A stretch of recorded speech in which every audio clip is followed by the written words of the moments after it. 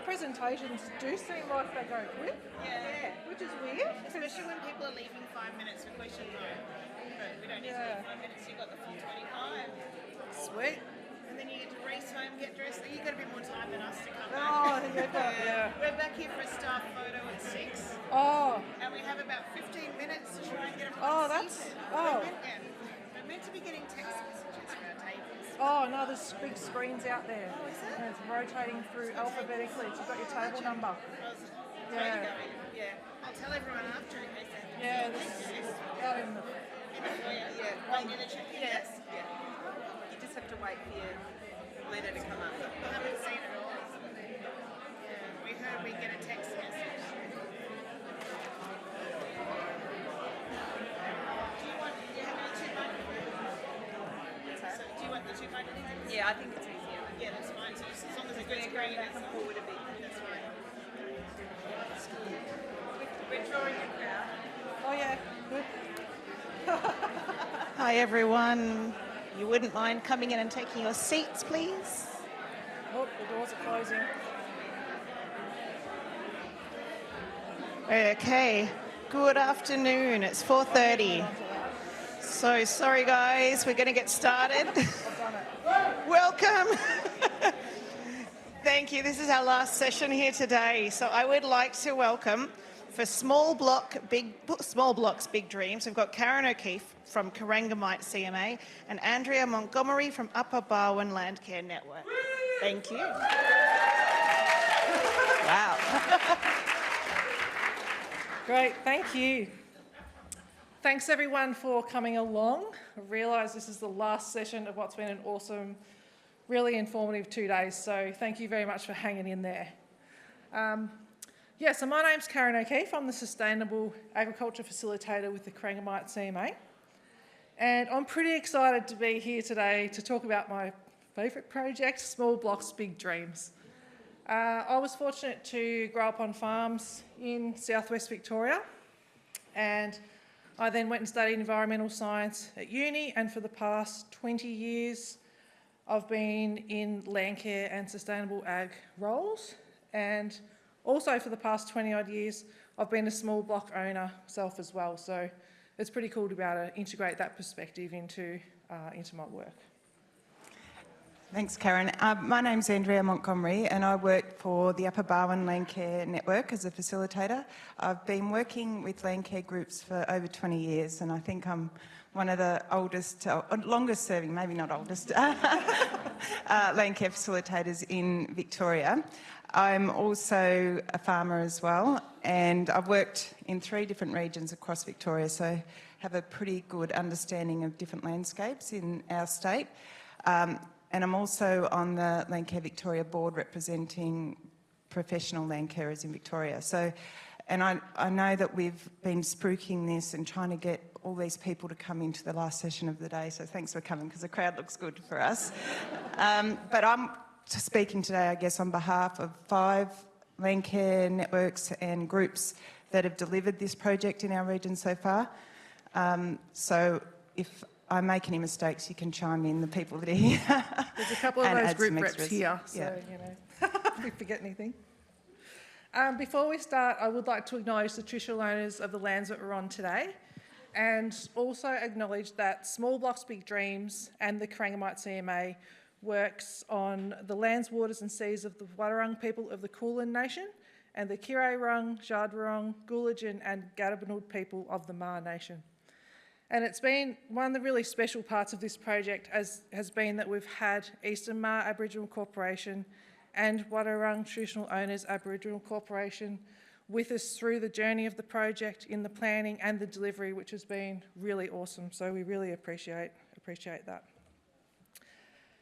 So Corangamite, we are based in southwest Victoria. You'll see we've got Ballarat up the top, Geelong, and then we've got the Great Ocean Road down the bottom. Very diverse region. We've got the Otway Ranges down the bottom. We've got the Victorian Volcanic Plain in the middle and the old goldfields country around Ballarat to the north. Being the ag facilitator, I get to work with a lot of different industries. We've got a dairy industry, cropping and grazing. We've got viticulture.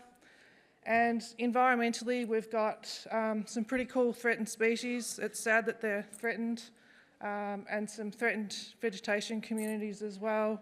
I'm sure a few people will be familiar with the frog. What sort of frog have we got in the middle there? Growling grass frog, yep. Yeah, so pretty diverse region. We have seen some demographic changes around those cities, Ballarat and Geelong, lots more small blocks happening, and it is pretty cool to have the 12 apostles in our region. So it's a great region. Not that it's competition or anything, but we do love it, don't we, Andrea?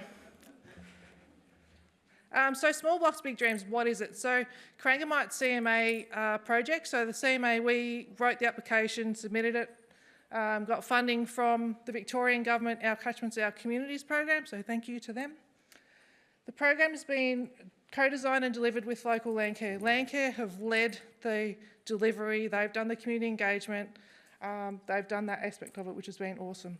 So it's based on small properties. We didn't specify what small was, we kept that flexible. And it's based on workshops, learning together. It's around increasing skills, knowledge, confidence, and then supporting that on-ground practice change as well. So it is a land stewardship program. So when I say the words land stewardship, throw some words at me. What comes to mind for you? Water security? Oh, biosecurity, yes, yep. Caring for country, yep. Weed control, yep. So all of those things are what small blocks, big dreams, and what types of activities might that involve? Pardon? Farming. Yes, yep, farming, and then we've got like fencing off farm dams, weed control, all of those types of things. So that's feral control, sorry. So what we did with the program is not all small blocks are the same. So we got quite specific in our target audiences. So we've actually ran 3 different streams. So we've got a bush blocks theme for those who have got a bush block, lifestyle property. We've got a horse theme. Now, I may or may not be a crazy horse person myself, but the way we talk about horse property management is slightly different to how we would talk to a bush block owner. It's around healthy horses, healthy land and that relationship, and so we incorporate that in. And the 3rd stream is around small producers. So those who have some agricultural production, they might be beef grazing, they might have free-range eggs. So we have sort of broken it into the 3 streams. And for each of those, we've had little working groups. Collaborative, co-design, what are these courses going to look like? What are we going to focus on? So we've had traditional owners on the working group with Landcare, local government. We've had some community members and some of those landholders themselves as well. And I've probably forgotten some, but yeah, you get the picture. So we bring people in and we design that together.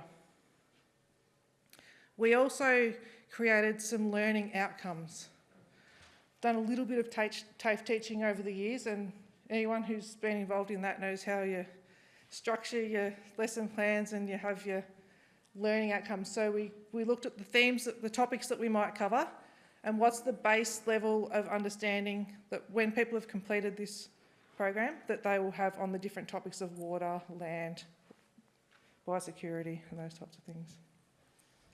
So one of the special things that, about this project is that it was actually informed by an initial Landcare project that was called What You Need to Know to Live Here project, which was delivered by the Upper Barwon Landcare Network a number of years ago. But out of that project, there was evidence gathered about the community feedback and the demographics of the people that were involved in that project, and we had a whole lot of information from them about what else they wanted to know about. And so we had a design that fed into the design of the project, so we had evidence to go to funders to say, we know that we need this delivered in our region. So that was a great initial start to the project. And from the start, Landcare has been involved. So it was always going to be a project driven by the CMA, and they were seeking funding from the state government on this. But the CMA initially came and delivered presentations to our facilitator and chairs network meetings, and also individual Landcare network group meetings, executive meetings, to get them on board from the get-go. So we had letters of support from all of the networks in our region for this project to go ahead. So that really helped make sure that we were in it from the start, I guess. The aim of the project was really clear from the start too. We had set outcomes of what we wanted to achieve, but how those were achieved were different in each of the Landcare network areas where the project was delivered. So we all know our communities best, I guess, and who lives there, what they're after. And so the delivery of those workshops was tailored and was really adaptable and changed depending on who was delivering it and where it was delivered. So I think first day we had a talk about trust and building relationships and how important that is in great delivery of projects. So this project was built on a trust with the Landcare networks and the CMA, and that has come from relationships with staff in the CMA system, and it's taken probably a few years to build that trust, but it's helped with mutual respect. The CMA respects what the Landcare networks can bring, their relationships with their communities, and the ability to deliver that with the local knowledge. The flexibility and the adaptability was really key to making sure that we had workshops that really spoke to the people that were there. Every network had a different way of delivering, but we also made sure we had a really embedded traditional owner part of each of the workshops, and even in one of them, a whole day was done with Eastern Maar people on country talking about cultural literacy, and the outcome of that was the people that were involved were so amazed and really loved learning that information, and so that is now going to feed into future projects that we'll be delivering together. Another thing about this project, which is a little bit different and was really important for Landcare networks, was the money that came through the project from the CMA for facilitators to deliver the workshops. Normally we apply for a project and get a percentage, or 10%, sometimes the most we can get for project management.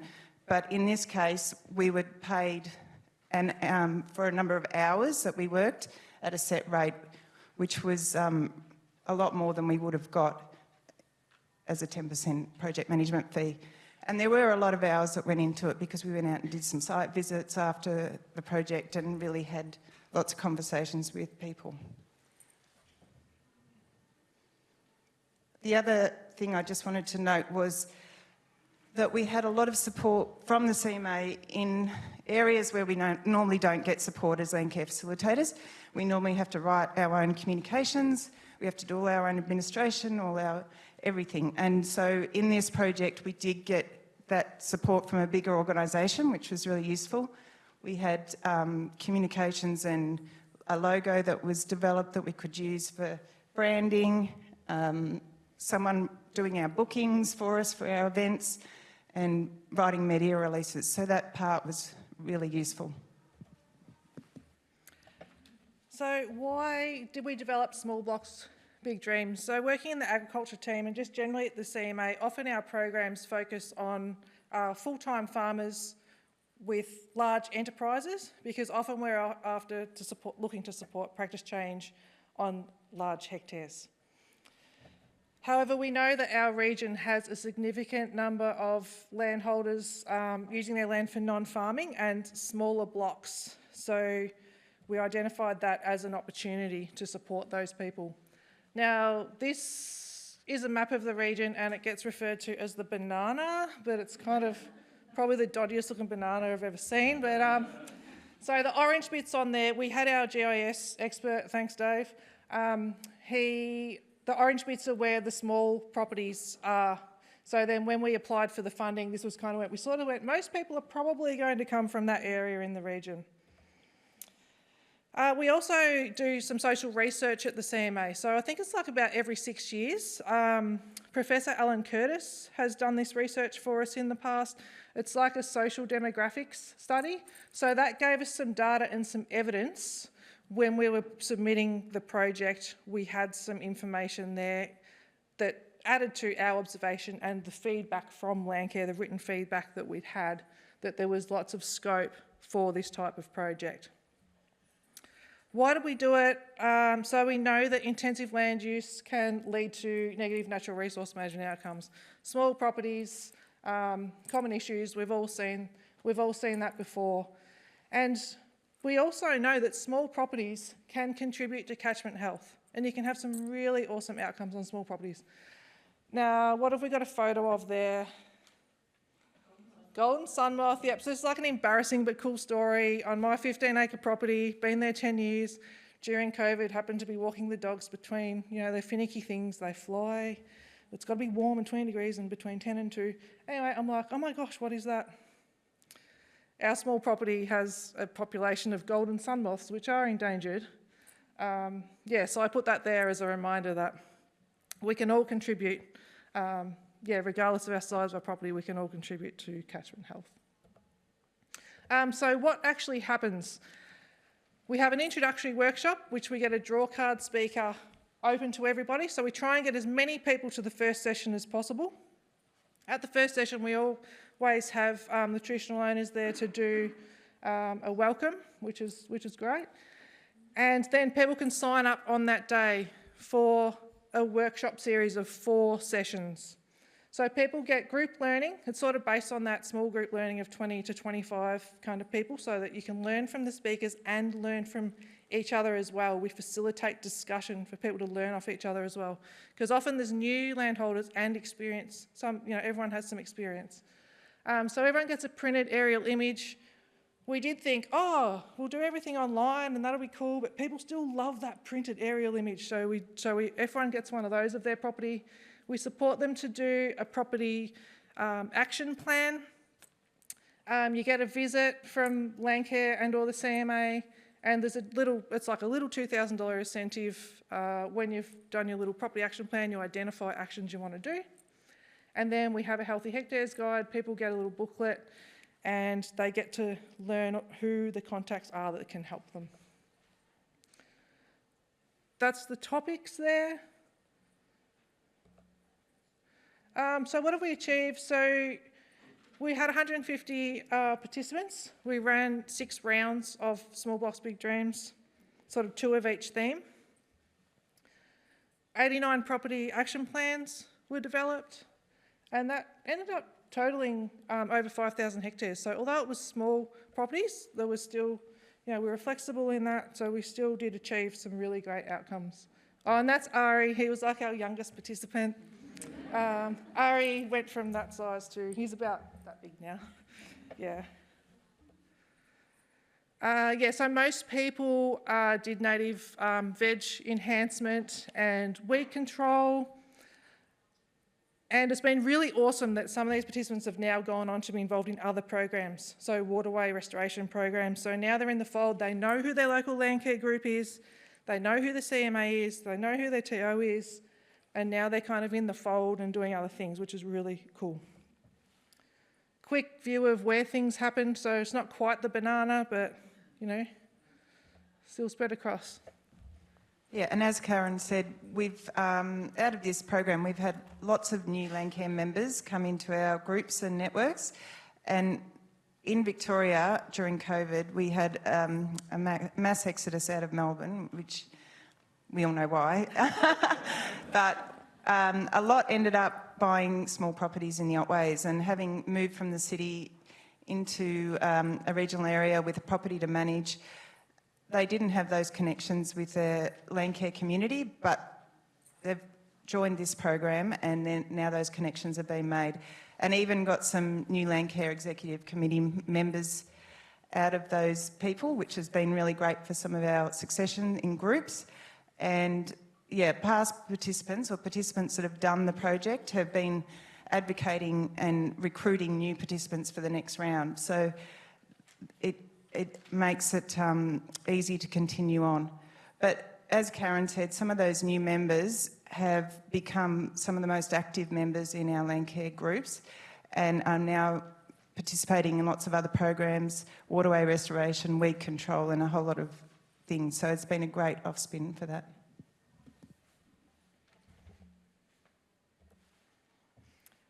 So we've been fortunate to be able to continue the program. So we ran it, actually I didn't mention that, when did we start it, 2022 or 2021? Yeah, it ran for about 4 years.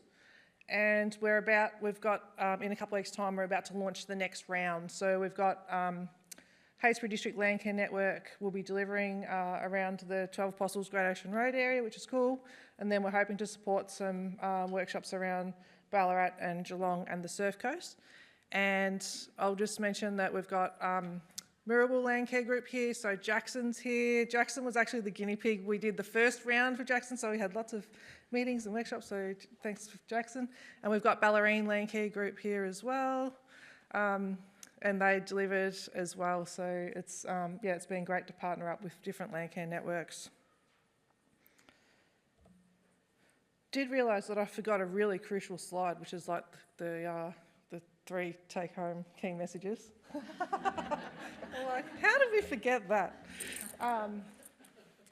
So I think some of the take-homes, one is around valuing feedback.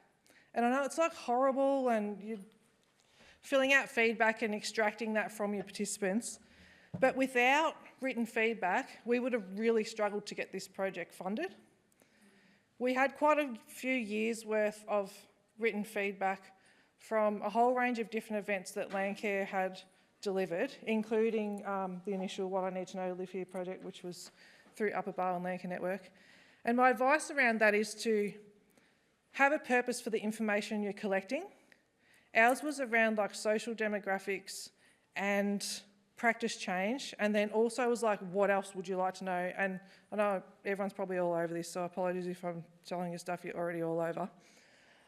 But we were able to graph that and collate it up, and when it went to funding, like to write a funding bid, we had a whole heap of evidence that small property owners, there was lots of scope to do more. And I felt really confident. We had to have some meetings to advocate for this project.